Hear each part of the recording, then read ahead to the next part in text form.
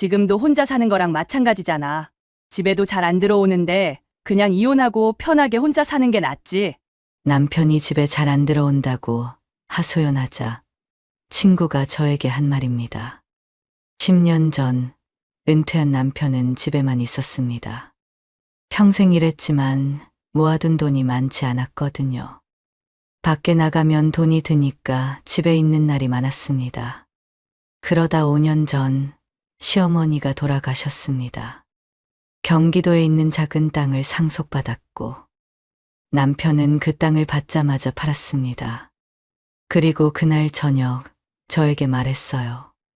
그동안 해보고 싶은 일 많았는데 돈 때문에 못했잖아. 이제 더 늙기 전에 다 해보고 싶어. 저도 좋다고 했습니다. 평생 고생하며 살았으니 이제 즐기면서 살라고 했죠. 그날 이후 남편은 매일 낚시를 다니고 등산에 파크골프까지 배운다며 매일 집을 나갔습니다. 그러다 보니 집에 있는 시간보다 밖에 있는 시간이 더 많아졌습니다. 남편은 미안했는지 생활비 300만 원을 주며 저도 하고 싶은 거 있으면 하면서 살라고 했습니다. 생활비도 넉넉하게 주니 남편에게 불만을 말할 수가 없었습니다. 하지만 시간이 지나면서 남편이 외박하는 일이 잦아졌습니다. 밤 낚시를 간다, 친구들과 골프 여행을 간다며 집에 들어오지 않았습니다. 그러다 1년 전 남편이 여자를 만나고 있다는 사실을 알게 됐습니다. 저는 화가 나서 남편에게 말했습니다. 해보고 싶은 거 다 한다더니 바람까지 피는 거예요? 남편은 무슨 바람이냐며 그냥 친한 동생이라고 했습니다. 사정이 딱해서 가끔 만나 도와주는 거라고 했죠. 저는 이 나이에 이혼할 것도 아니니까 만나더라도 거짓말은 하지 말고 만나라고 했습니다. 그날 이후 남편은 그 여자를 만나러 간다며 매일 집을 나섰습니다. 그리고는 며칠씩 들어오지 않는 날도 있었습니다. 저는 더 이상 참을 수 없어 이혼을 결심했습니다. 이혼을 하면서 생각했습니다. 지금이야 서로 좋아 죽지만 1년만 지나면 싸우고 결국 저에게 돌아올 거라고요. 그렇게 이혼을 하고 1년이 지난 지금 저는 매일 밤 후회하며 눈물로 밤을 지새웁니다. 남편이 바람을 피워도 그냥 참고 살았어야 했을까요? 제 이야기 끝까지 들어주시고 여러분들의 생각을 남겨주세요. 구독과 좋아요는 저에게 큰 힘이 됩니다. 10년 전 남편이 공무원을 은퇴했어요. 60살까지 시청에서 일하다가 퇴직했죠. 처음엔 좋았습니다. 평생 일만 하던 남편이 이제 좀 쉬는구나 싶었거든요. 근데 공무원 월급이야 뻔하잖아요. 평생 일했지만 모아둔 돈은 많지 않았습니다. 집 한 채랑 예금 조금이 전부였죠. 공무원 연금이 나오긴 했는데 넉넉한 건 아니었습니다. 그 돈으로 살다 보니 남편은 집에 있는 일이 많았습니다.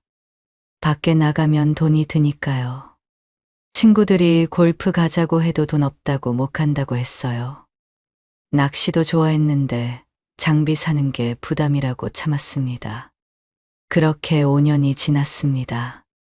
남편이 65살이 됐을 때였어요. 시어머니가 갑자기 돌아가셨습니다. 건강하시던 분이 집에서 넘어지셨다가 그대로 병원으로 실려가셨습니다. 병원에 도착했을 때는 이미 의식이 없으셨어요. 사흘 후에 돌아가셨죠. 장례를 치르고 한 달쯤 지났을 때였습니다. 남편이 거실에 앉아서 서류를 보고 있었어요. 뭐 보냐고 물었더니 어머니, 재산 정리하는 거라고 했습니다. 서류를 보며 시어머니가 경기도에 조그만한 땅을 갖고 계신다고 말했어요. 남편도 최근에 알았다고 했어요. 어머니가 평소에 아무 말씀이 없으셨다고요. 땅이 얼마나 되는지 물어봤습니다. 남편도 잘 모른다며 부동산에 물어봐야겠다고 했죠. 몇 달 후에 남편이 땅을 팔았습니다. 얼마에 팔렸는지 물어봤더니 자세히 말해주진 않았어요. 그냥 제법 됐다고만 했습니다.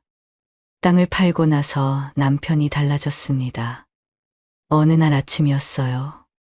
남편이 일어나더니 밥을 먹으면서 말했습니다. 그동안 해보고 싶은 일이 많았는데 돈 때문에 못했어. 더 늙기 전에 하고 싶은 거 다 해보고 싶어. 저는 좋다고 했어요. 평생 고생했으니 이제 즐기면서 살아야죠.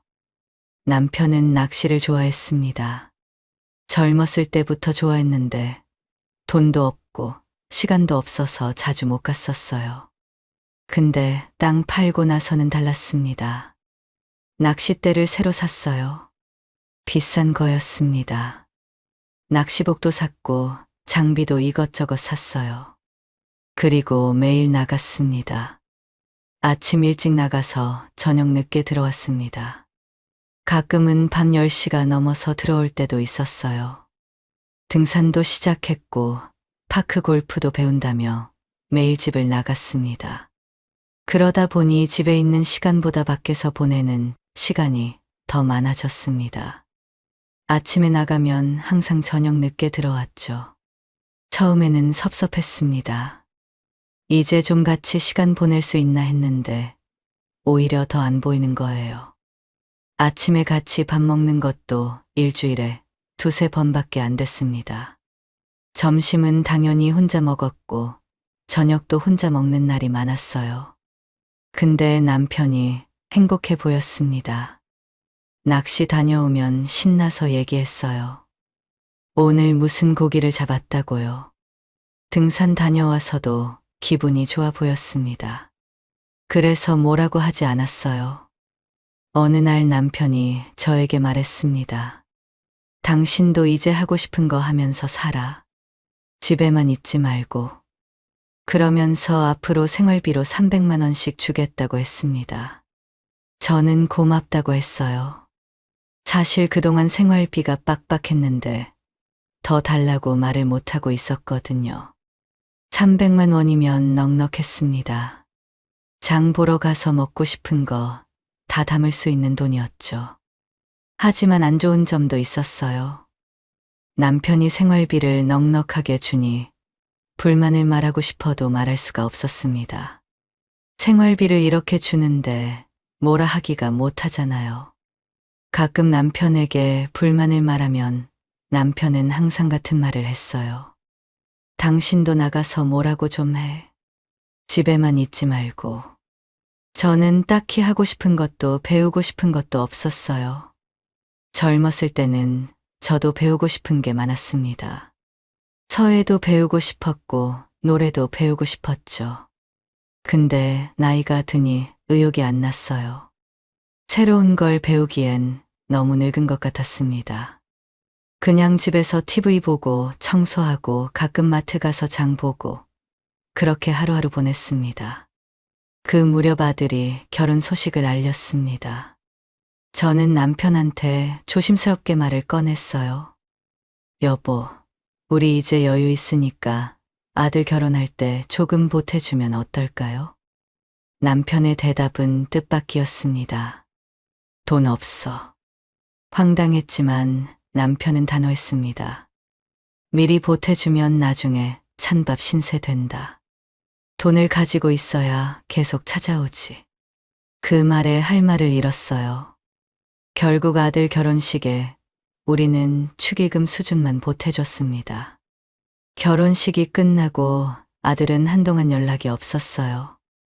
나중에 딸한테 들었는데 아들이 속으로 많이 서운했다고 하더라고요. 사돈 쪽에서는 전세금 보태줬는데 우리 쪽에서는 아무것도 안 해주니까 며느리 앞에서 체면이 안 섰다고요. 하지만 남편은 그런 거 신경도 안 썼습니다. 아들이 연락 안 해도 뭐라 안 하고 명절에 일찍 가도 잘 가라 그 한마디였죠. 돈이 생기면 좋은 일만 있을 줄 알았는데 오히려 가족 사이가 멀어지고 있었습니다. 시간이 지나면서 밖으로 돌아다니는 남편에게 적응했습니다. 아침 7시에 남편이 파크골프 가방을 메고 나가면 저는 혼자 아침을 먹었어요. 점심도 혼자, 저녁도 혼자. 남편이 밤 9시, 10시에 들어오면 그제야 둘이 마주 앉았죠. 그나마도 남편은 피곤하다며 씻고 바로 잠들었습니다. 그런데 남편이 외박을 시작하면서 문제가 생겼습니다. 친구들이랑 밤낚시 간다, 골프 여행 간다 하면서 외박하기 시작했죠. 외박 안 하는 날에도 밤 11시, 12시에 들어왔어요. 어차피 늦게 들어오나 외박하나 큰 차이는 없었죠. 하지만 마음이 편치 않았습니다.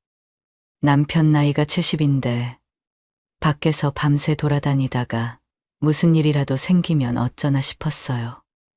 안 그래도 남편이 술을 좋아했거든요. 밤늦게 술 취해서 돌아다니다 사고라도 당하면 어쩌나. 그 걱정이 컸습니다. 어느 날 저녁이었어요. 혼자 저녁을 먹고 설거지를 하는데 남편한테서 전화가 왔습니다. 나야, 오늘 친구들이 갑자기 밤낚시 가자고 해서 못 들어갈 것 같아. 또였습니다. 이번 주만 벌써 2번째였어요. 한숨이 나왔지만 꾹 참았습니다. 술 적당히 드세요. 밤새 마시지 말고요. 알았어, 알았어.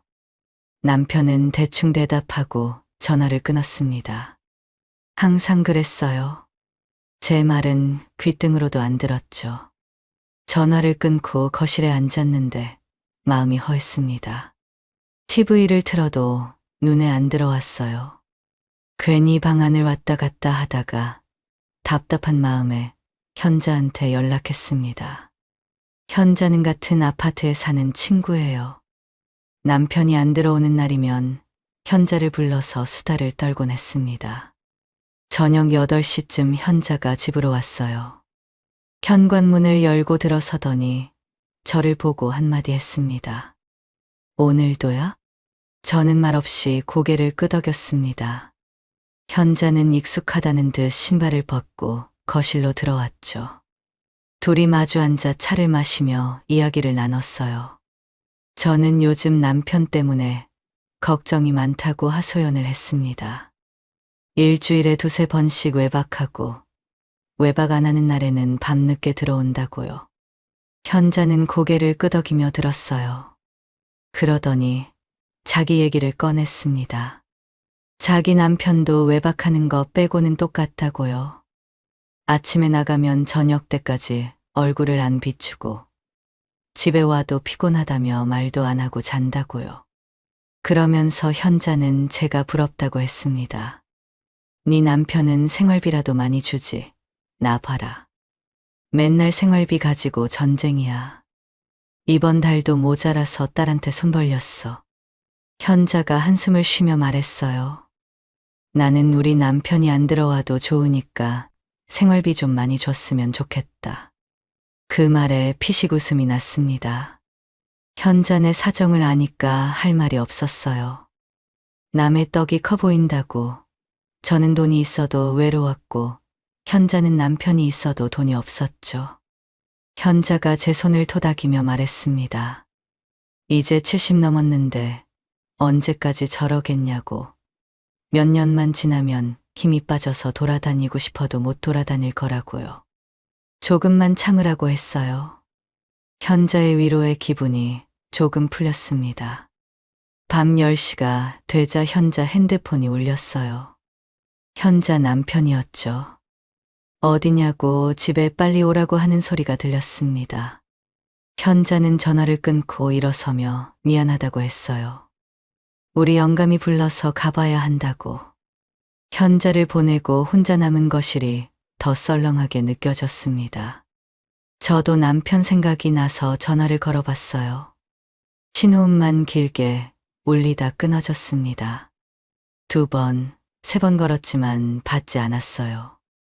결국 문자를 남겼습니다.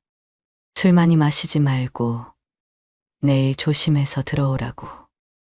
답장은 오지 않았습니다. 다음 날 아침이 됐는데도 남편한테서 연락이 없었어요. 전화도 문자 답장도 없었습니다. 점심때까지 기다려봤지만 마찬가지였죠. 답답한 마음에 집 근처 쇼핑몰에 나갔어요. 뭐라도 사면 기분이 풀릴 거라 생각했죠.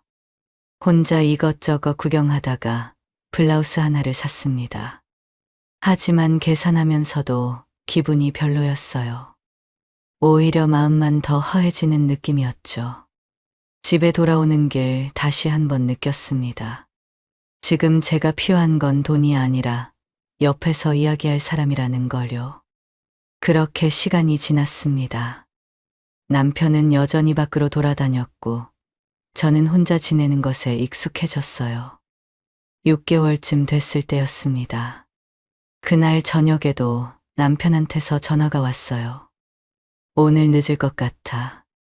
친구들이랑 술 약속 있어서 먼저 자. 또 혼자 밥 먹는구나 싶었어요. 알았다고 하고 전화를 끊었습니다.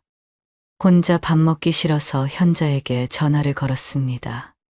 1시간쯤 지나서 현자가 왔습니다. 손에 편의점 봉지를 들고 있었어요.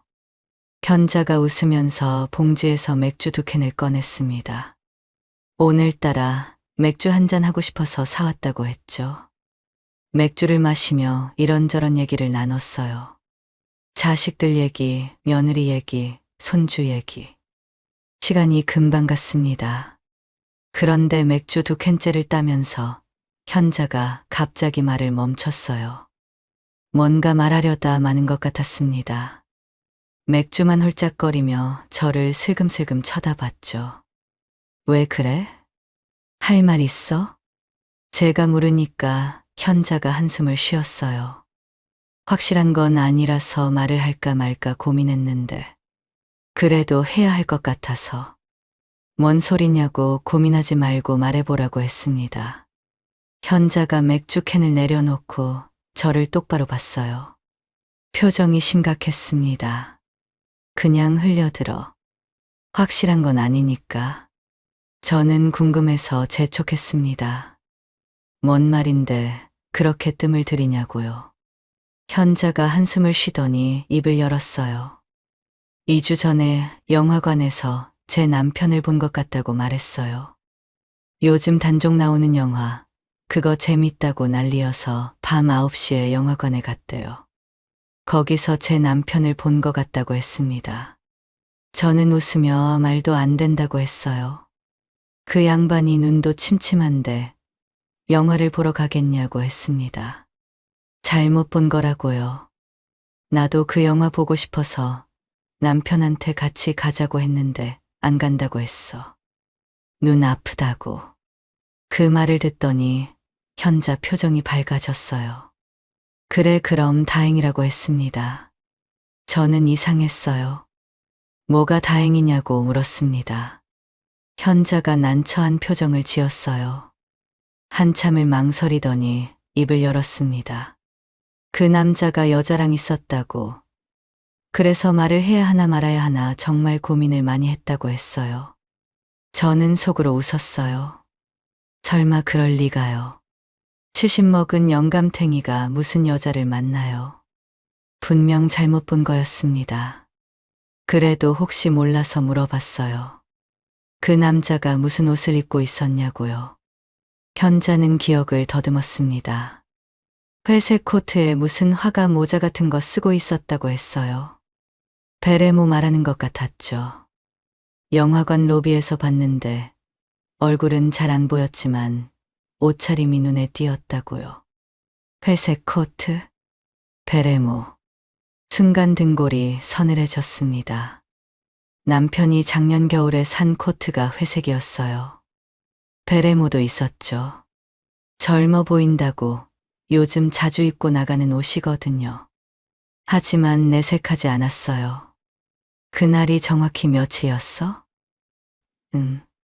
13일 화요일이었어. 왜? 저는 애써 표정을 관리하며 말했어요. 13일이면 남편이 집에 있었다고, 그러니 다른 사람이 맞다고 했죠. 현자는 다행이라며 안도했습니다. 둘이 붙어서 얼마나 만지작거리던지 보는 자기가 민망했다고. 그 나이 먹고 왜 그러는지 모르겠다고 혀를 찼어요. 저는 억지로 웃었습니다. 그래도 우리 남편은 아니니까 다행이라고요. 맥주를 한 모금 마셨는데 목으로 안 넘어가는 것 같았어요. 한참 더 얘기하다가 현자가 집으로 돌아갔습니다. 현관문을 닫자마자 저는 핸드폰을 꺼냈어요. 13일, 화요일, 손가락이 떨렸습니다. 문자 목록을 뒤적거렸죠. 혹시나 하는 마음이었어요. 13일 저녁 7시 23분. 남편에게서 온 문자가 있었습니다. 오늘 친구들이랑 밤낚시 가기로 했어. 못 들어가니까 먼저 자. 그 밑에 제가 보낸 답장이 있었죠. 알았어요. 술 적당히 드시고요. 그날 남편은 집에 안 들어왔어요. 밤낚시 간다고 했으니까 당연히 안 들어온 거라고 생각했죠. 그런데 영화관이었다니. 핸드폰을 쥔 손이 덜덜 떨렸습니다. 현자한테는 아니라고 했지만 회색 코트에 베레모라니. 그 조합을 하는 70대 남자가 얼마나 있겠어요. 분명 남편이었습니다. 그럼 옆에 있던 여자는 누구였을까요? 거실 소파에 주저앉았습니다. 다리에 힘이 풀렸어요. 밤낚시 간다더니 여자랑 영화를 봤다. 그것도 밤 10시에. 영화 보기 싫다고, 눈 아프다고 저한테는 그렇게 말해놓고 다른 여자랑은 갔다. 배신감이 밀려왔습니다. 설마 바람을 피우는 건가? 70 먹은 영감탱이가. 밤새 잠을 이룰 수 없었어요. 눈을 감으면 회색 코트를 입은 남편 옆에 낯선 여자가 붙어있는 장면이 떠올랐습니다. 현자 말대로 만지작거리고 있는 모습이. 상상만 해도 속이 뒤집어졌죠. 점심때가 됐어요. 12시쯤 남편이 집으로 들어왔습니다. 거실에 앉아 신문을 보고 있었어요. 저는 부엌에서 점심 준비를 하고 있었습니다. 밥상을 차려놓고 남편을 불렀어요. 남편은 아무 일 없다는 듯이 밥을 떴죠. 현자한테 들은 얘기가 계속 머릿속을 맴돌았습니다. 영화관에서 여자랑 있던 남편 모습이요. 참다가 물어봤습니다. 당신 13일 화요일에 밖에서 뭘 했어요? 남편이 숟가락을 들던 손을 멈췄어요. 저를 쳐다봤습니다. 갑자기 그건 왜 묻냐면서요. 2주 전 일을 어떻게 기억하냐고 했습니다. 나가서 뭐 파크골프 아니면 낚시했겠지라고 대충 넘기려 했어요. 저는 다시 물었어요. 그날 밤낚시 한다고 집에 안 들어온 날 말이라고요. 남편 표정이 살짝 굳어지는 게 보였습니다. 잠시 생각하더니 말어요. 그날 술 마시다 친구들이 갑자기 밤낚시 가자고 해서 밤낚시 갔던 날이네. 저는 똑바로 남편을 쳐다보며 물었습니다. 그날 영화 보러 안 갔어요? 남편이 당황한 표정을 지었습니다. 뭐라고 말하려다가 말을 더듬었어요. 그러면서 무슨 영화냐며 밤낚시를 했다고 했습니다. 저는 대답했어요. 현자가 당신 영화관에서 봤다고 하던데요. 남편이 쓴소리냐고 손을 내저었어요. 잘못 봤겠지 라고 했습니다. 저는 목소리를 높였어요. 거짓말하지 마세요. 당신이 입고 간 외투랑 모자까지 다 기억하던데요. 옆에 있던 여자 누구예요? 남편이 한참 동안 아무 말이 없었어요. 밥상 위로 침묵이 내려앉았죠. 한참 만에 남편이 입을 열었어요. 그냥 아는 친구야. 저는 떨리는 목소리로 화를 내며 말했습니다. 죽기 전에 하고 싶은 거 다 해보고 싶다고 하더니 바람까지 피는 거예요? 남편이 뭐가 바람이냐고 따졌습니다. 그냥 영화 한 편 본 게 바람이냐고요. 저는 숟가락을 탁 내려놨어요. 영화만 봤는지 영화 보고 뭘 했는지 어떻게 아냐고 물었습니다. 그리고 그렇게 당당하면 말하면 되지. 왜 숨기냐고요. 뭔가 찔리는 게 있으니까 숨긴 거 아니냐고 따졌어요. 남편이 한숨을 쉬었어요. 당신이 지금처럼 이렇게 나올까봐 말 안 한 거야. 그냥 친구라고 등산 갔다가 만난 사람이고 아무 관계도 아니라고 했습니다. 그러면서 지금 질투하는 거냐고 말했죠. 저는 어이가 없었습니다. 무슨 질투냐고요. 아무 관계도 아닌데 영화를 보러 가냐고 물었어요. 그리고 그날 밤 낚시한 건 맞긴 하냐고 물었습니다. 남편은 쓸데없는 소리 하지 말라며 짜증을 냈어요. 내가 당신이랑 살면서 여자 문제로 속 썩인 적 있어? 저는 한숨을 쉬었어요. 맞았습니다. 남편이 여자 문제로 문제 일으킨 적은 없었어요. 40년 동안 단 한 번도요. 그래서 더 믿기지 않았습니다. 저는 단호하게 말했어요. 친구건 뭐건 간에 그 여자랑 만나지 말라고요. 동네도 좁은데 같이 다니다가 그 여자 남편이나 자식들이라도 만나면 어쩔 거냐고 물었습니다. 그 여자 남편도 친구라고 하면 이해해 줄 것 같냐고요. 남편이 말했어요. 그 여자는 남편이 없고 자식들하고도 연락 안 된다고요. 불쌍한 사람이라고 했죠. 화가 차올랐지만 참았습니다. 저는 한숨을 쉬며 말했어요. 이번에는 넘어가 줄 테니까 앞으로 그 여자 만나지 말라고요. 그리고 앞으로 외박도 하지 말라고 했어요. 집에 안 들어오면 그 여자랑 같이 있는 거라 생각할 거라 했죠. 남편은 아무 말 없이 자리에서 일어났어요. 방으로 들어가 버렸습니다. 하지만 그날 이후에도 남편은 집에 안 들어오는 날이 많았어요. 저는 화가 났습니다. 그 여자랑 있었냐고 물으면 남편이 오히려 화를 냈어요. 그만하라며 지겹다고 했죠. 그렇게 2달이 지나고 남편 생일이 왔습니다. 아들 내외와 손주, 딸 내외까지 오랜만에 다 모이는 날이었습니다. 오전부터 음식 준비를 했어요. 점심때쯤 아들 내외가 먼저 도착했어요. 얼마 안 있어 딸 내외도 왔죠. 거실이 북적북적해졌습니다.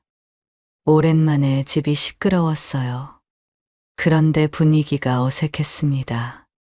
저와 남편이 냉랭한 게 눈에 보였나 봐요. 아들이 슬쩍 물었습니다. 2분 싸우셨냐고. 남편은 이 나이에 싸울 일이 뭐가 있냐며 능청을 떨었어요. 저는 아무 말도 안 했습니다. 사실 말하고 싶었어요. 네 아버지가 다른 여자 만나고 다닌다고 밤 낚시 간다더니 영화관에서 여자랑 붙어 있었다고. 하지만 사위랑 며느리도 있는데 어떻게 그런 말을 해요. 창피해서 입이 안 떨어졌습니다. 밥상을 차리고 다 같이 둘러앉았어요. 손주들이 떠들고 아들이 갈비찜 맛있다고 했습니다. 딸은 엄마 고생했다며 제 접시에 고기를 올려줬죠. 다들 먹고 웃고 떠드는데 저만 밥이 안 넘어갔어요. 남편은 손주들이랑 장난치며 웃고 있었습니다. 아무 일 없다는 듯이요. 저 인간이 어떻게 저럴 수 있나 싶었어요. 밖에서는 다른 여자 만나고 다니면서 자식들 앞에서는 다정한 아버지 행세를 하고 있으니 식사가 끝나고 거실에서 커피를 마셨습니다. 남편은 손주들이랑 레고를 맞추고 있었어요. 제 기분이 안 좋은 걸 눈치챈 딸이 저를 베란다로 불렀습니다. 베란다 창문을 닫고 딸이 물었어요. 엄마 무슨 일 있냐고. 아까부터 얼굴이 안 좋아 보인다고 했죠. 저는 말해야 하나 말아야 하나 잠시 망설였습니다. 하지만 2달을 혼자 끙끙 앓았더니 더는 못 참겠더라고요. 결국 입을 열었어요. 네 아버지가 바람을 피우는 것 같다고요. 딸이 눈이 휘둥그레졌습니다. 뭐라고요? 하며 되물었죠. 저는 그동안 있었던 일을 다 털어놨어요. 딸은 그 이야기를 듣고 나더니 얼굴이 벌겋게 달아올랐습니다. 그리고는 베란다 문을 열고 거실로 들어갔어요. 거실로 들어간 딸이 남편 앞에 섰습니다. 손주들이랑 놀던 남편이 고개를 들었죠. 아빠, 여자 만나세요? 거실이 순간 조용해졌습니다. 아들이 뭐라고 하며 딸을 쳐다봤어요. 사위와 며느리는 얼어붙은 표정이었죠. 손주들만 뭔 상황인지 모르고 레고를 만지고 있었습니다. 남편이 저를 노려보려 말했어요. 애들한테 또 무슨 쓸데없는 소리를 했냐고. 그러면서 여자는 무슨 여자냐고. 그냥 아는 사람이라고 말했어요. 저는 참았던 게 터졌습니다. 그냥 아는 사람이랑 영화도 보고 같이 밤새 붙어 있고 그래요? 아들이 당황한 표정으로 저를 봤습니다. 사위는 어쩔 줄 몰라 하며 일어섰고 며느리는 손주들을 데리고 방으로 갔어요. 거실에는 우리 네 식구만 남았죠. 남편은 언제 같이 잤다고 그러냐며 화를 냈습니다. 그냥 영화 한 번 본 거라고 왜 이상한 사람 만드냐고요. 저도 물러서지 않았어요. 네 아버지 요즘 일주일에 두세 번씩 집에 안 들어온다고 했습니다. 밤낚시 간다, 친구 만난다 해놓고 어디서 뭘 하는지 모른다고요. 바람이 나도 단단히 났다고 했죠. 아들이 남편에게 정말이냐고 물었습니다. 남편은 밤낚시 가느라 그런 거지 무슨 바람이냐고 잡아댔어요. 억지 부리지 말라고요. 딸이 끼어들었습니다. 밤낚시라고 해도 일주일에 두세 번 집에 안 들어오시는 건 심하신 거라고 앞으로 좀 줄이시라고 했어요. 엄마가 집에서 혼자 얼마나 외로우시겠냐고 했죠. 남편은 아무 말 없이 방으로 들어가 버렸습니다. 분위기가 싸늘해졌어요. 아들이 한숨을 쉬며 머리를 긁적였죠. 딸은 저한테 와서 손을 잡아줬습니다. 괜찮으시냐고 힘드시면 언제든지 말하라고 했죠. 저녁 때가 되어 자식들이 집으로 돌아갔습니다.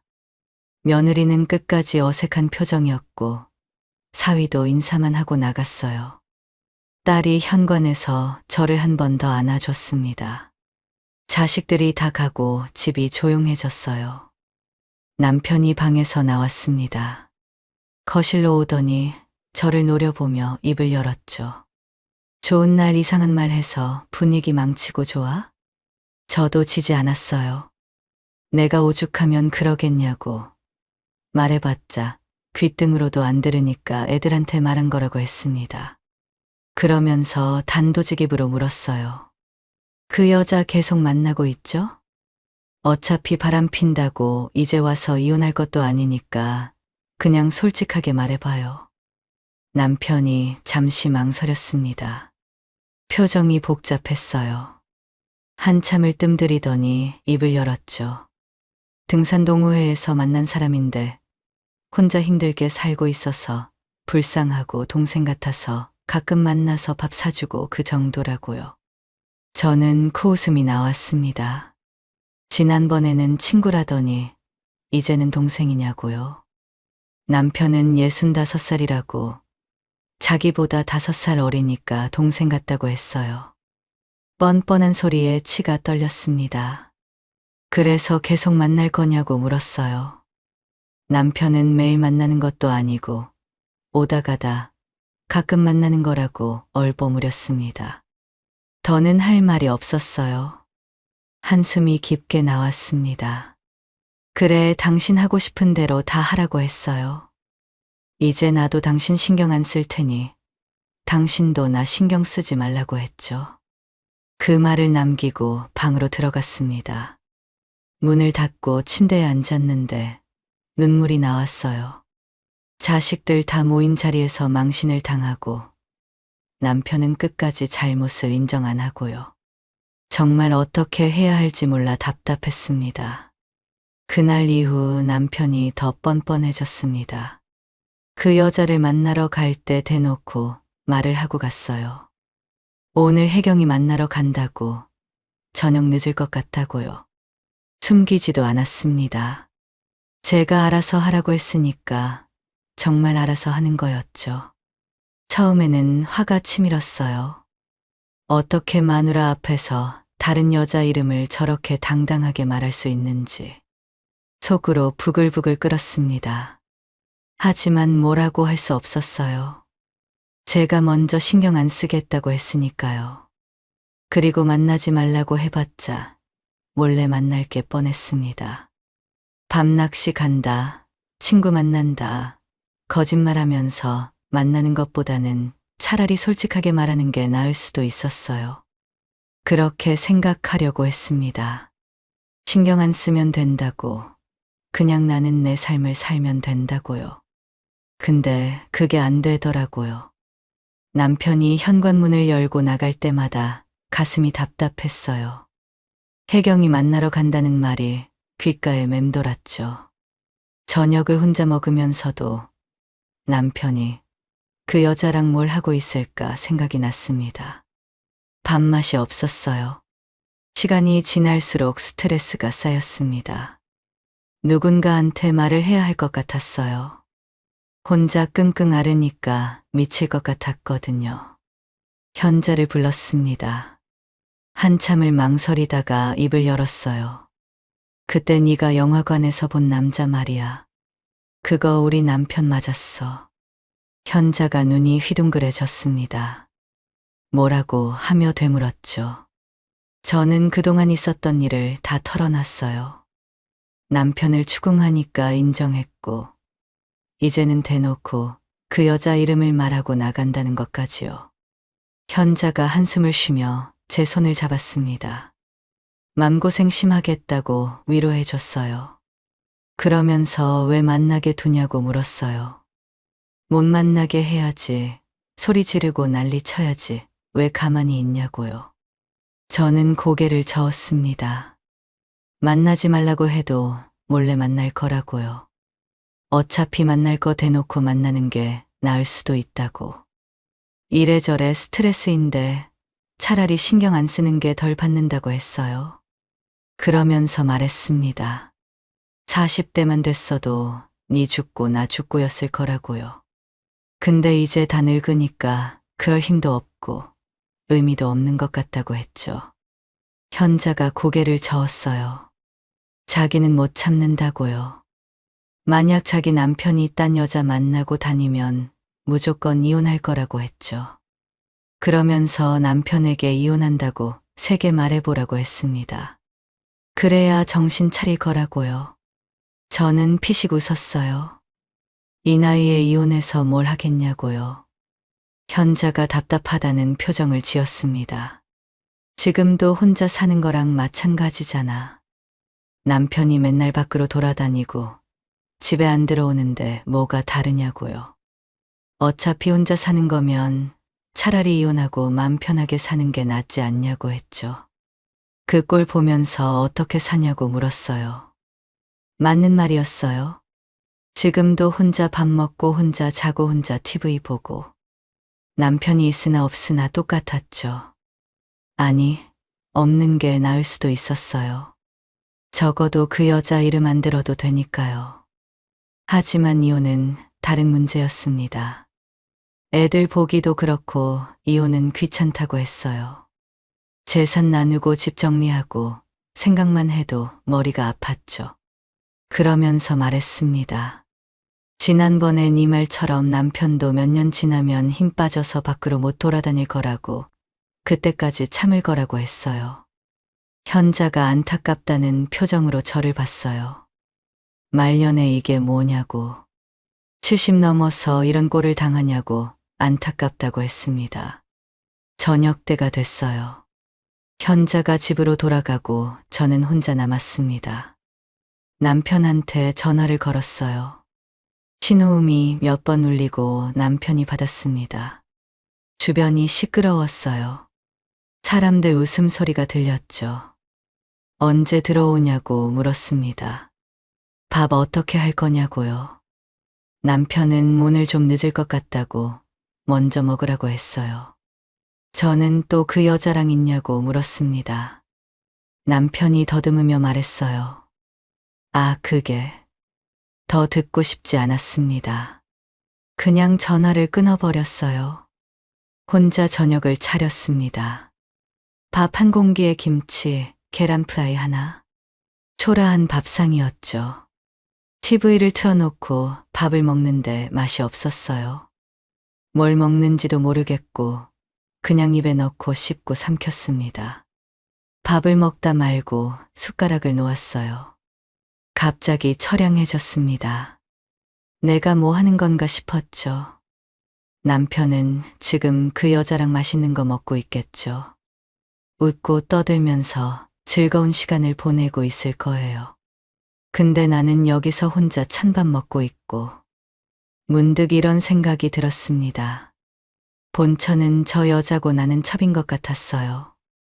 남편이 가끔 집에 들러서 밥 먹고 가는 그런 존재요. 40년 넘게 살림하고 자식 키우고 시부모 모셨는데 이게 뭔가 싶었죠. 결국 남편은 그날 밤 집에 들어오지 않았습니다. 혼자 침대에 누웠어요. 천장을 보며 생각했죠. 이게 맞나? 이렇게 사는 게 맞나? 다음 날 오전에 남편이 들어왔습니다. 현관문 열리는 소리에 거실로 나갔어요. 어디서 뭘 했는지 뻔히 알면서도 울었습니다. 어제 늦게 들어온다더니 왜 안 들어왔냐고요. 남편이 머쓱한 표정을 지었습니다. 혜경이가 갑자기 열이 나서 병원에 데려갔는데 늦어졌다고요. 아픈 사람을 어떻게 두고 오겠냐며 미안하다고 했어요. 저는 한숨을 쉬며 말했습니다. 그냥 이혼하고 그 집 가서 살라고요.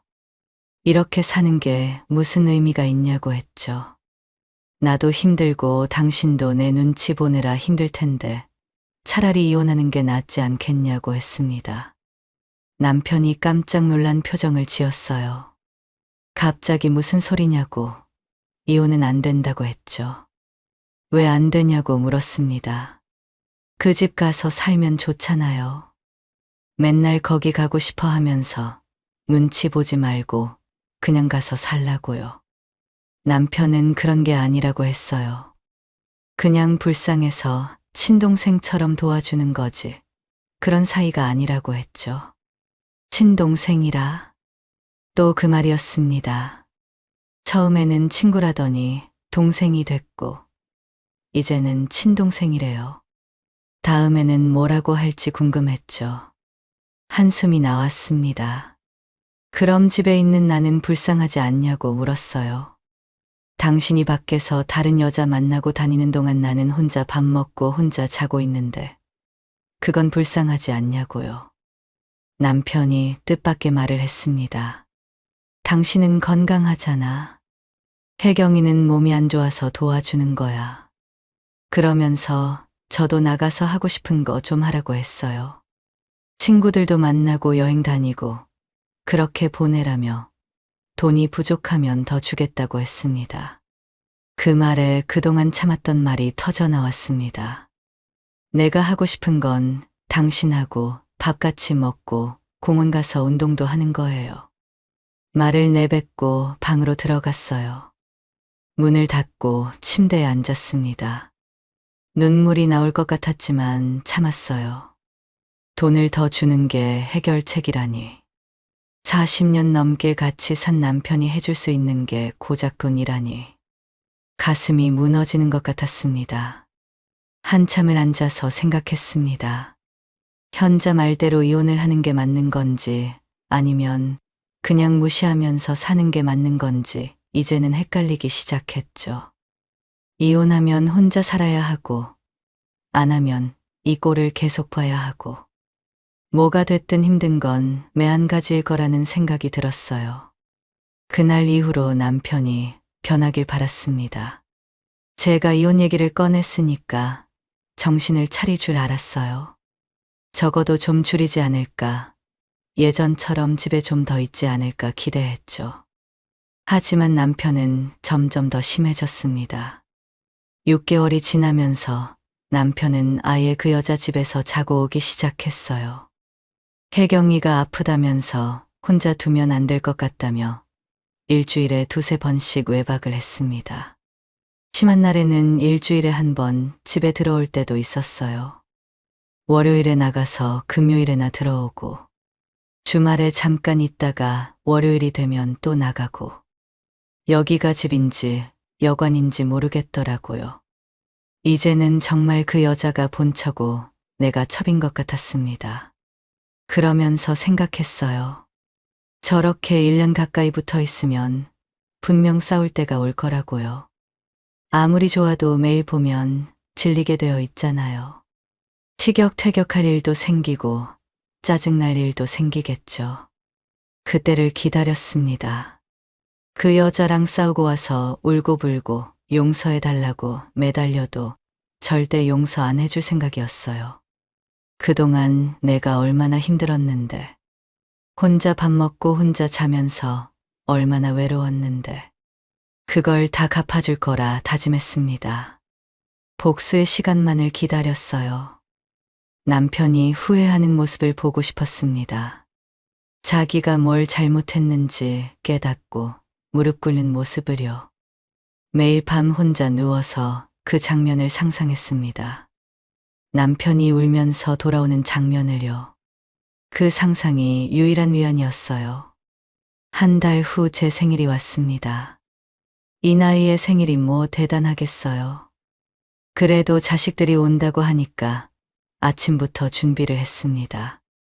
미역국 끓이고 잡채 만들고 전도 부쳤어요. 손주들 먹을 것도 따로 준비했죠. 점심때가 되자 오랜만에 온 가족이 모이는 날이었어요. 그런데 남편이 없었습니다. 어젯밤에 해경인에 간다고 나갔거든요. 아직 안 들어왔어요. 오늘이 제 생일인지도 모를 테죠. 딸이 거실을 둘러보며 아버지 어디 가셨냐고 물었습니다. 저는 담담하게 대답했어요. 그 여자 집에 있겠지라고요. 딸 표정이 굳어졌습니다. 설마 엄마 생일인데 하며 핸드폰을 꺼냈어요. 전화해 보겠다고 하더니 베란다로 나갔죠. 거실에 어색한 침묵이 흘렀습니다. 아들이 헛기침을 하고 며느리는 손주들 챙기는 척했어요. 사위는 핸드폰만 만지작거렸죠. 다들 눈치를 보고 있었습니다. 잠시 후 딸이 들어왔어요. 아버지 금방 오신다고 했다며 조금만 기다리자고 했습니다. 그렇게 다들 밥상에 앉아 남편 올 때까지 이야기를 하면서 기다렸어요. 하지만 10분이 지나고 20분이 지나도 남편은 안 왔습니다. 30분이 지나자 손주들이 배고프다고 칭얼거리기 시작했습니다. 배고프다며 밥 언제 먹냐는 손주들을 달래느라 진땀을 뺐어요. 딸이 다시 전화를 걸었습니다. 통화가 끝나고 돌아온 딸의 표정이 어두웠어요. 저한테 오더니 조용히 말했습니다. 아버지가 오후 늦게나 오실 것 같다고, 먼저 먹으라고 하셨다고요. 그럼 그렇지. 저는 속으로 생각했어요. 애초에 기대를 안 했습니다. 올 리가 없었죠. 그 여자 집에 가면 언제 돌아올지 모르는 사람이니까요. 미역국을 다시 데워서 상에 올렸습니다. 밥을 먹는데 맛이 없었어요. 내 생일인데 남편 자리가 비어 있으니까요. 자식들도 분위기를 살리려고 이것저것 얘기를 꺼냈지만 어색했습니다. 다들 빈자리를 의식하고 있었죠. 점심을 먹고 거실에서 차를 마셨어요. 아들과 딸은 아버지 얼굴 보고 가겠다며 기다린다고 했습니다. 하지만 곧 온다던 남편은 3시가 지나고 4시가 되어도 오지 않았어요. 손주들은 지쳐서 집에 가고 싶다고 칭얼거리기 시작했습니다. 그렇게 5시가 되고 아들이 일어나면서 말했어요. 아버지 안 오실 것 같은데 더 늦기 전에 올라가 봐야 할 것 같아요. 아들은 칭얼거리는 손주들을 달래며 집을 나갔습니다. 딸이 다시 남편한테 전화를 걸었습니다. 언제 오시냐고 묻는 소리가 들렸어요. 딸이 목소리를 높였습니다. 저희 이제 집으로 간다고, 오늘 엄마 생일인데 엄마 혼자 두실 거냐고 소리치는 소리도 들렸죠. 전화를 끄는 딸이 저한테 왔어요. 아버지가 지금 오신다고 하셨다며 같이 저녁 드시라고 했습니다. 그리고 말없이 한참 동안 저를 안고 있다가 현관문을 나섰어요. 딸이 나가고 거실에 혼자 앉았습니다. 손주들이 떠들던 소리, 아이들 웃음소리가 아직 귓가에 맴돌았어요. 하지만 지금은 아무 소리도 없었죠. TV도 안 켜져 있고 시계 소리만 똑딱거렸습니다. 그렇게 저녁 때가 됐어요. 딸에게 지금 가겠다고 말한 남편은 오지 않았습니다. 아마 오늘도 그 집에서 자고 오겠죠. 부엌에 가서 냉장고를 열었습니다. 점심때 남은 미역국이 있었죠. 미역국에 밥을 말아서 한 숟갈 떴습니다. 삼키는데 목이 메었어요. 내 생일 미역국을 내가 끓여서 내가 혼자 먹고 있었습니다. 70 넘으면 생일 챙기는 게 뭐 대단하겠어요. 의미 없는 거 알아요. 그래도 자식들이 다 모였는데 남편은 끝내 안 왔습니다. 전화 한 통이면 올 수 있는 거리인데 마누라 생일보다 그 여자가 그렇게 중요했나 봐요. 문득 생각이 들었습니다. 나중에 내가 죽으면 장례식장에는 올까? 아마 안 오겠죠. 그 여자가 아프다고 하면 또 거기 가 있을 거예요. 마누라 장례식보다 그 여자 감기가 더 중요한 사람이니까요. 밥을 다 먹고 설거지를 했습니다. 빈 식탁을 닦고 불을 끄고 방으로 들어갔어요. 침대에 누워 천장을 봤습니다. 더는 안 되겠다는 생각이 들었어요. 참고 또 참았는데 오늘이 마지막이었습니다. 내 생일날 나를 혼자 두고 다른 여자한테 간 남편. 이건 아니었어요. 이혼해야겠다고 결심했습니다. 몇 년 더 참으면 남편이 변할 줄 알았어요. 힘이 빠지면 돌아올 줄 알았죠. 하지만 1년 가까이 기다려도 달라지는 게 없었습니다. 오히려 더 심해졌어요. 다음 날 오전에 남편이 들어왔습니다. 현관문 소리를 듣고 화를 내려갔어요. 남편이 손에 뭔가를 들고 서 있었습니다. 선물 상자였어요. 리본까지 달린 예쁜 포장이었죠. 남편이 미안하다고 했습니다. 어제 진짜 오려고 했는데 혜경이가 갑자기 쓰러져서 못 왔다고요. 병원 응급실에 갔다 왔다며 밤새 간호했다고 변명을 늘어놓았어요. 그러면서 상자를 내밀었습니다. 생일 선물이라고 오는 길에 샀다고 했죠. 저는 그 상자를 쳐다봤어요. 그리고 선물 상자를 밀어냈습니다. 이거 당신이 좋아하는 혜경이 갖다 줘요. 남편 표정이 굳어졌어요. 왜 그러냐며 미안하다고 했잖아 하면서 오히려 큰 소리를 했죠. 저는 황당했습니다. 미안하다고 하면 다예요? 그 말 한마디면 끝이에요? 화가 치밀어 올랐어요. 내가 다른 남자 집에 가서 자고 온 다음에 미안하다고 하면 당신은 어떻게 할 거냐고 물었습니다. 그래, 사과했으니까 됐어. 이럴 거냐고요. 남편이 아무 말도 못했어요. 입만 벙긋거리다가 고개를 숙였죠. 저는 한숨을 내쉬며 말했습니다. 그냥 이혼하고 각자 살자요. 이제 나도 지쳤쇼. 더 이상 못하겠다고 했어요. 그리고 남편을 똑바로 보며 말했어요. 당신도 힘들잖아요. 내 눈치 보면서 그 집 들락날락거리는 거 지치지 않냐고요. 차라리 그 집으로 들어가서 살든가 아니면 이혼하고 이 집으로 그 여자를 부르든가 알아서 하라고 했습니다.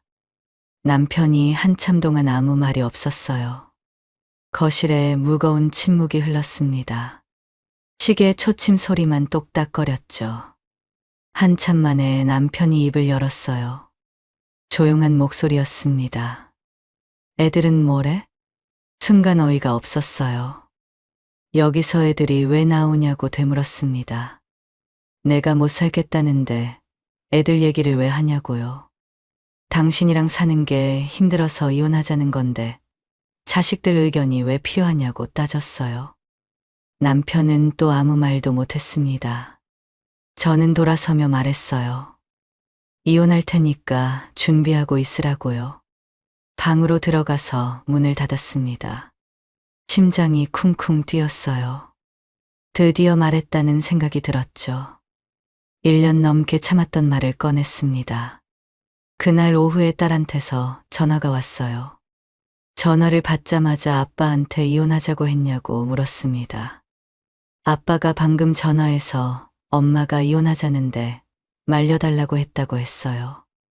저는 맞다고 대답했습니다. 너도 알지 않냐고 이렇게는 못 살겠다고 했죠. 딸이 한숨을 쉬었습니다. 충분히 이해한다고 엄마 심정 안다고 했어요. 그러면서 조심스럽게 물었습니다. 그래도 다시 한번 생각해 보시는 게 어떻겠냐고요. 아빠가 이혼은 정말 싫어하시는 것 같던데 이번에 충격받으시면 바뀌지 않겠냐고 했죠. 저는 코웃음이 나왔어요. 네 아버지를 모르냐고 했습니다. 그 양반 절대 안 바뀐다고요. 1년 동안 점점 더 심해졌지. 나아진 적 없다고 했어요. 딸도 제 말을 듣더니 맞다며 고개를 끄덕이는 게 느껴졌습니다. 그러면서 말했어요. 엄마가 어떻게 하든 존중하겠다고. 도와드릴 일 있으면 말하라고 했죠. 전화를 끊고 핸드폰을 내려놓았습니다. 이제 진짜 이혼을 하는구나 싶었어요. 허탈하면서도 한편으로는 후련했습니다. 더 이상 눈치 안 봐도 되고 남편이 어디 있는지 신경 안 써도 되니까요. 하지만 그냥 헤어질 생각은 없었어요. 그동안 남편이 한 짓이 너무 괘씸했거든요. 1년 넘게 다른 여자 만나고 외박하고 내 생일에도 안 오고 그런 남자한테 그냥 이혼해주면 너무 억울했습니다. 최대한 많이 받아내야겠다고 생각했어요. 위자료도 받고 재산도 반으로 나눠야죠. 시어머니 유산으로 받은 돈이 10억이 넘는다고 했으니까 절반만 받아도 5억이에요. 그 정도면 남은 인생 편하게 살 수 있을 거예요. 다음 날 변호사 사무실을 찾아갔습니다. 변호사에게 처음부터 모든 얘기를 다 했습니다. 남편이 1년 넘게 다른 여자를 만나고 있고 지금은 아예 그 여자 집에서 자고 온다고 했어요.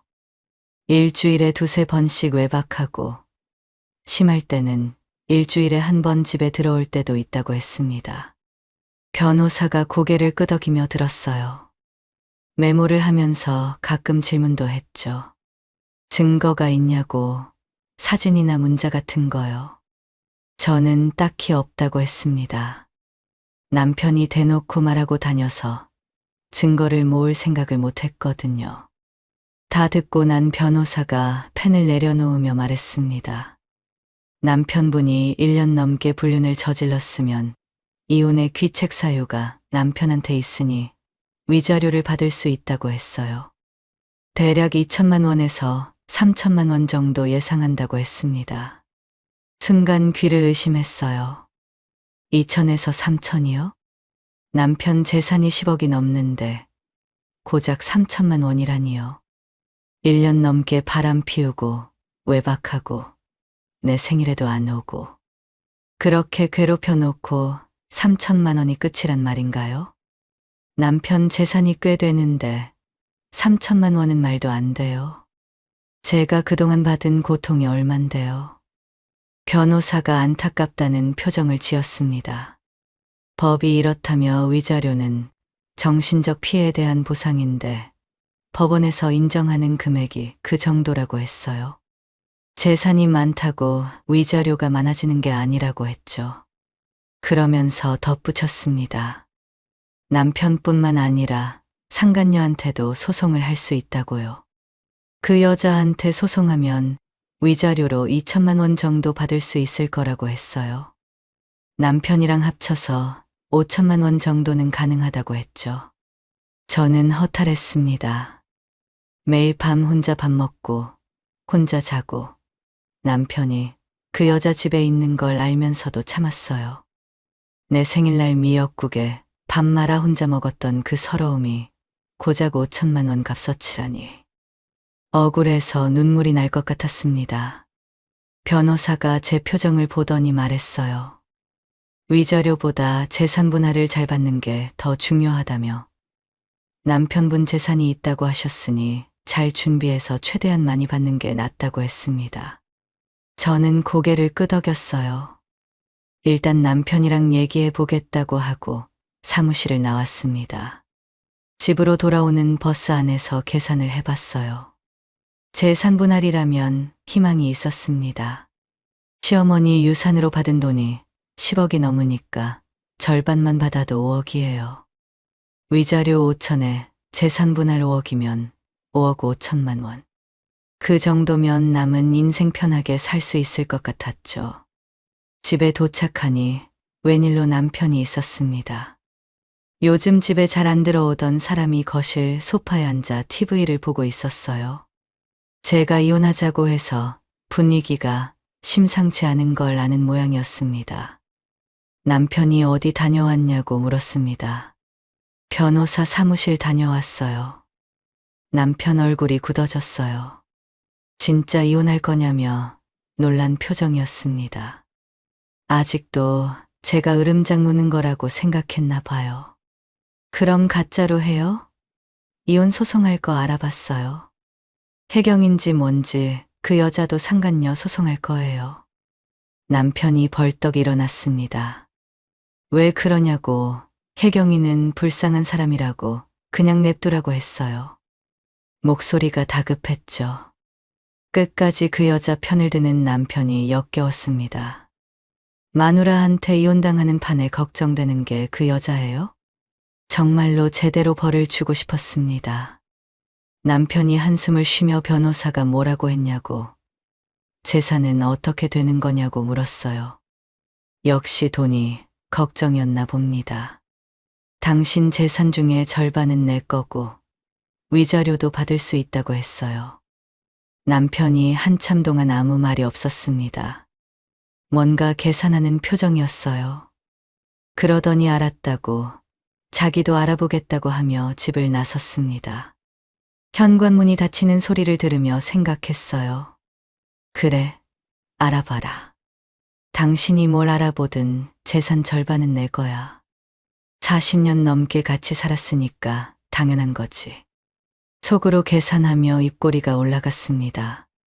남편이 그 여자한테 쓴 돈, 외박하면서 쓴 돈, 다 받아낼 거예요. 1년 동안 받은 고통에 비하면 당연한 거죠. 그렇게 생각하니 마음이 좀 풀렸습니다. 남편은 그날도 들어오지 않았어요. 어이가 없었지만 이제 곧 남남이 될 사람인데 뭐라 할 것도 없었습니다. 다음 날 오후쯤 남편이 들어왔어요. 손에 서류 봉투를 들고 있었죠. 거실로 들어오더니 식탁 위에 툭 내려놓았습니다. 표정이 묘했어요. 이겼다는 표정 같기도 하고 뭔가 숨기는 표정 같기도 했죠. 이게 뭐냐고 물었습니다. 남편이 변호사 사무실 가서 받아온 거라고 했어요. 합의이혼서랑 재산분할 내역이라고요. 봉투를 열었더니 서류가 여러 장 들어 있었습니다. 맨 위에 합의이혼서가 있었고 그 밑에 재산분할 관련 서류가 있었어요. 금액이 적힌 부분을 찾아 숫자를 하나씩 세어나갔습니다. 그런데 뭔가 이상했어요. 재산분할 2억 원, 위자료 5천만 원, 괄호 안에 상간녀 소송 포기 조건이라고 적혀 있었습니다. 이게 뭐예요? 남편은 그게 전부라고 했습니다. 저는 어이가 없었어요. 당신 시부모한테 받은 재산만 10억이 넘는 걸로 아는데 어떻게 재산 분할이 2억이냐고 따졌습니다. 말도 안 된다고요. 남편이 한숨을 쉬며 말했어요. 부모님한테 받은 돈을 왜 나누냐고요. 그건 특유재산이라 재산 분할에 포함 안 된다고 했습니다. 그러면서 재산 분할에 관련해서 남편이 설명했어요. 이 집이랑 예금해서 4억 정도 되는데 그중 절반인 2억이랑 혜경이 소송하지 않는 조건으로 위자료 5천만 원. 총 2억 5천만 원이라고 했어요. 그러면서 자기 공무원 연금도 절반 가져가라고 했습니다. 한 달에 100만 원 정도 나올 거라고요. 머릿속이 하얘졌어요. 5억 5천만 원 받을 줄 알았는데 2억 5천만 원이라니. 반도 안 되는 금액이었습니다. 저는 도저히 납득할 수 없어 서류를 들고 바로 변호사 사무실로 갔습니다. 변호사에게 남편이 준 서류를 내밀며 이게 맞는 건지 확인해 달라고 했어요. 변호사가 서류를 꼼꼼히 살펴봤습니다. 한 장 한 장 넘기며 숫자를 확인하더니 고개를 끄덕였어요. 그러면서 서류에는 문제가 없다고 했습니다. 저는 믿을 수가 없었습니다. 40년 넘게 살았는데 어떻게 2억 5천만 원이 전부냐고 따졌어요. 변호사가 안타깝다는 표정을 지었습니다. 시부모님한테 받은 유산은 남편분 특유재산이라 분할 대상이 아니라며 혼인 중에 함께 모은 재산만 나눌 수 있다고 했어요. 그게 이 집이랑 예금뿐이라면 2억이 맞다고 했죠. 사무실을 나왔습니다. 다리에 힘이 풀렸어요. 버스를 타고 집으로 오는 길에 계속 생각했습니다. 2억 5천만 원. 그걸로 뭘 할 수 있을까요? 작은 평수 아파트 하나 사면 2억은 그냥 날아가요. 남는 돈이 5천만 원에 공무원 연금 절반 받아봤자 한 달에 100만 원이에요. 그걸로 어떻게 살아요? 이혼을 안 하겠다고 할까라는 생각도 들었어요. 하지만 변호사도 만나고 남편한테 이혼하자고 선언도 했는데 이제 와서 안 하겠다건 말이 안 됐습니다. 돈이 아쉽지만 그냥 하기로 했습니다. 돈을 떠나서 남편이랑 더 이상 못 살겠으니까요. 남편이 거실에 앉아 있었어요. 이대로 이혼해요. 제가 말했습니다. 남편이 고개를 들어 저를 봤어요. 뭔가 더 말할 줄 알았는지 기다리는 표정이었죠. 하지만 저는 더 이상 할 말이 없었습니다. 남편도 체념한 듯 알았다고 했어요. 그렇게 며칠 후 2억 5천만 원을 받아 집을 나왔습니다. 현관문을 나서기 전에 남편에게 마지막으로 한마디 했어요. 그 여자가 언제까지 당신을 좋아해 줄 것 같아요? 그 여자는 당신을 좋아하는 게 아니라 당신 돈을 좋아하는 거예요. 착각하지 마세요. 남편이 아무 말도 못했습니다. 저는 더 이상 뒤도 안 돌아보고 집을 나왔어요. 재산분할금으로 2억짜리 작은 아파트를 샀습니다. 20평이 안 되는 곳이었어요. 예전에 살던 집 절반도 안 되는 크기였죠. 하지만 어쩔 수 없었습니다. 그게 제가 살 수 있는 최선이었어요. 딸이 주택연금을 알아보라고 했습니다. 집을 담보로 맡기고 매달 돈을 받는 거라고요. 70살이면 한 달에 60만 원 정도 나온다고 해서 그렇게 하기로 했습니다. 이사를 마무리하고 침대에 누워 생활비 계산을 해봤어요. 남편 공무원 연금 절반 100만 원, 주택연금 60만 원, 합쳐서 한 달에 160만 원 정도였습니다. 남은 돈은 5천만 원. 이걸로 남은 인생을 살아야 하는데 160만 원에서 공과금 내고 생활비 쓰면 남는 게 없어요. 아끼고 아끼면 살 수는 있을 것 같은데 아프기라도 하면 큰일이잖아요. 한숨이 나왔습니다. 그래도 어쩔 수 없어요. 이미 결정한 거니까. 후회해봤자 소용없죠. 이제는 잘 살아야 합니다. 남편한테 잘 사는 모습을 보여줘야 해요. 그래야 남편이 후회하죠. 새 집 천장을 보며 다짐했습니다. 꼭 행복하게 남편보다 더 행복하게 살자라고요. 그렇게 다짐한 지 3개월이 흘렀습니다. 아껴 쓰면 될 줄 알았어요. 160만 원이면 혼자 사는데 충분할 거라고 생각했죠. 하지만 생활비가 생각보다 훨씬 빠듯했습니다. 남편이랑 살 때는 생활비로 300만 원을 받았어요. 그때는 매일 과일도 먹고 고기도 실컷 먹었죠. 쇼핑몰 가서 옷도 사고, 친구들 만나서 밥도 사고, 돈 걱정 없이 살았습니다. 하지만 지금은 달랐어요. 마트에 가면 가격표부터 봤습니다. 사과 한 봉지가 10,000원이 넘으면 그냥 지나쳤어요. 고기는 아예 쳐다보지도 않았죠.